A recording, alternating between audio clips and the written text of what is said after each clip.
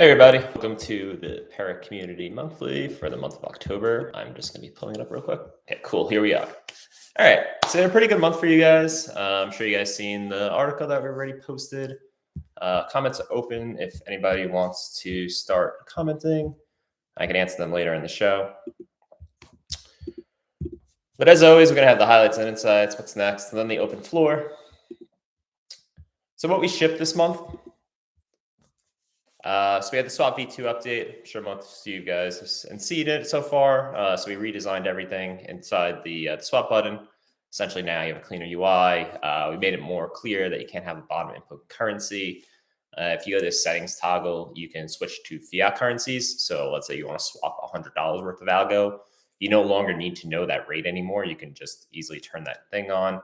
In addition to that, we also allowed for the router selection. So you can choose between Deflex, Fox Finance, Tinyman, and Vestige, and it automatically gives you the best rate of those pairings as well automatically.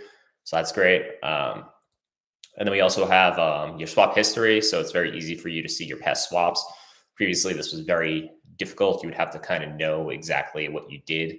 Now you have everything in one place. In addition to that, we also show the top volume pairs in the last 24 hours. So from there, you can just see like what's been trading and how much volume there is. So it's a really nice thing. We have a lot more updates coming as well. We just went live with expanded price notifications. So this allows you to see if volume increased over the last 24 hours or if there was a large buy. Currently, we have everything set to $1,000 for the buys and sells. So if you favor an asset, somebody makes a big purchase, you'll know exactly how much it was and when it happened. It's actually really fast too. In addition to that, if the volume, I originally had it at 300, but I raised it to 1,000 because volume increases can happen pretty fast. So if it goes over 1,000% in a day, you'll get notified as well. But then again, this is for only assets that you favorite. We're going to be moving the favorite feature to the asset screen shortly. I'm going to show you that later, but and we're going to be moving favoriting a lot more natively into the device. And that's kind of what's going to round out the swap update. We also had a lot of bug fixes and stuff, made some code base improvements. We also soft launched passkeys. We're going to be launching that later in November, the official announcement. But if you go to your settings, you can see the passkeys that are there. So this allows you to do things like log on to websites like GitHub using your Pera wallet, but just note that you need to have an HD wallet, a universal wallet, in order for the passkeys to work. For cards, we launched in 7 new countries. It was a really cool month for us. We were able to really expand our geographical offering. So we're now live in Poland, Portugal, the Netherlands, Ireland, Hungary, what's the other two? Belgium, and Romania. So if you're in any of those countries, feel free to sign up for the Pera card. In addition to that, we launched a 1% cashback rewards program. So far, the initial results, everything's on chain with Pera cards, which is great. So anybody could check this. But we've seen at least 150% increase in the amount of spending per day since launching this program. So it's a really good initial turnout. Hopefully this continues. I'm looking to monitor the cashback over a prolonged period of time. And then we relaunched our Lucky Spin. The main goal with this was to try to make it feel more continuous. One of the things that we really want to work on in the app is the retainment of everybody that's using it. So by having a 24-hour cooldown, we can really improve our daily active user numbers because it gives the people an incentive to come back every day. With the notifications too, it triggers them to come back into the app. In addition to that, we also added bonus spins. So the more you streak, you can win bonus spins that way. In addition to that, if you spend with your cards based on the dollar amounts, you can win set amount of bonus spins. And in addition to that, if you're swapping over high amounts, you can also receive bonus spins that way as well. So we really are 2 experiments here. So like, can we drive engagement to other parts of the app? In addition to that, how can we get users coming back into Pera and getting into Discover?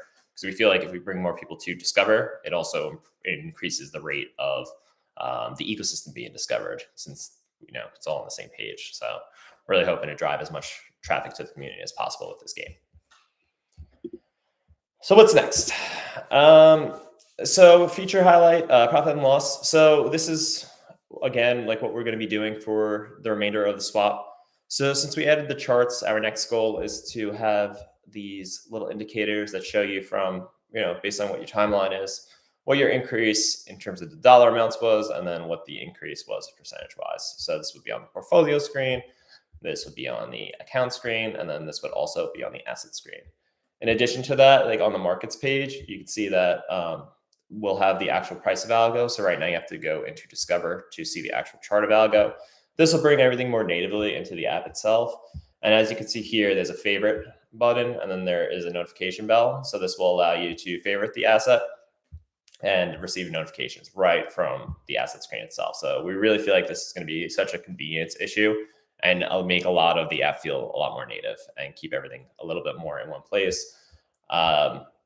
In addition to that, when you favorite an asset on your account screen, it will also show up towards the top. So like your favorite assets will be stacked up top.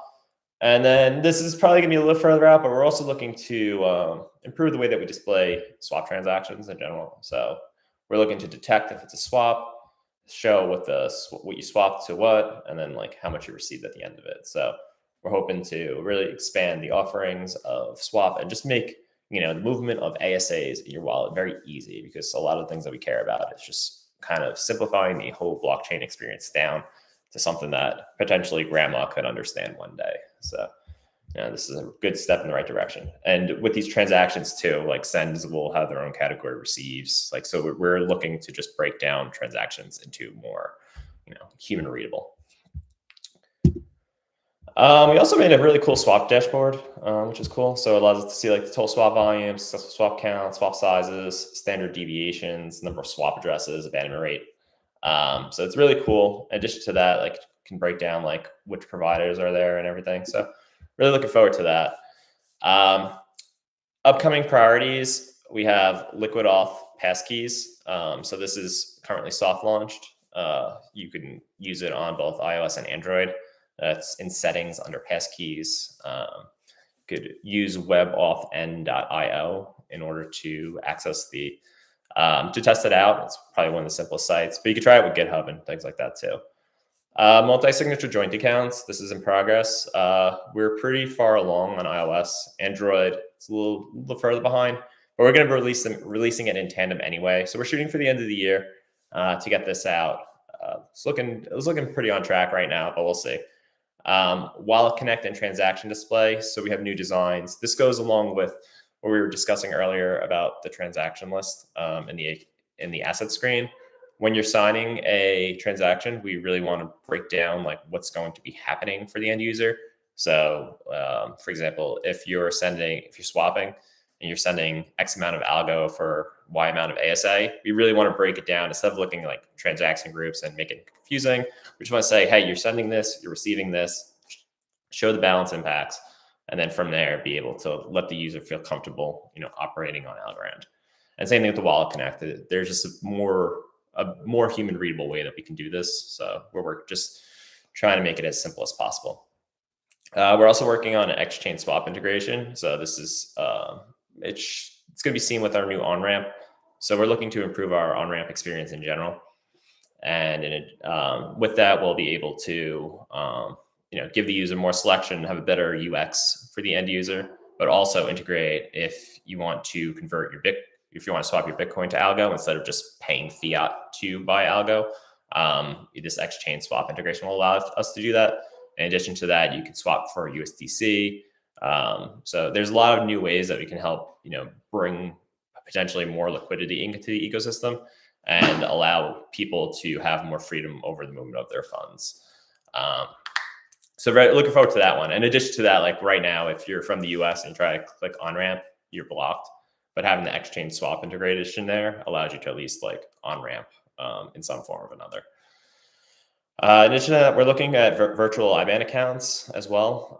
There are some services in crypto that offer this. So we're looking at it because we really think that the ability to have direct deposits into your wallet is a really cool idea.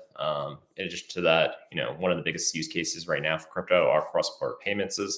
So having virtual IBAN accounts allows for things like remittances, or if you're on an H-1B visa, for example, like you can use this.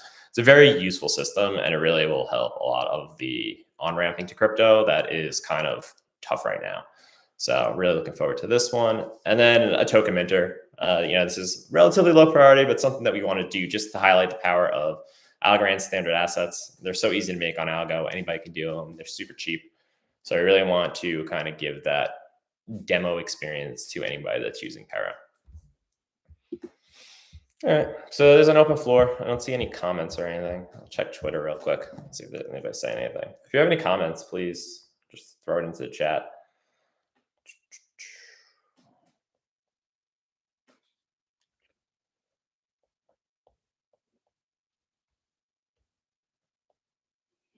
When Pera? So right now, no plans on a Pera coin. We are potentially a lot of wallets are doing their own stable coins. So we are looking at like what's involved with that. There's no definitive plans to do any of that yet though. But for the coin itself, I personally am not too keen on doing it unless there's a solid plan behind the tokenomics or anything of that sort. There's also a lot of development that needs to be done. Sometimes when you launch a coin too early, it focuses a lot of the attention onto the price of the coin itself rather than the actual product. So, just being in crypto a long time, kind of don't want to fall down that same trap if we don't have to. But, if the legal compliance is there, we're allowed to do it. There's a good use case example. We feel like there could be good tokenomics. It's not off the table, but right now we just have so much on our roadmap that it's not the biggest plan for us. But it might not be the best answer, but, I don't want to speak for the future, but at the same time, I don't want to give false hope or anything. All right, I think that's it though. Don't see anybody in the chat, so I'm gonna hang this thing up quick.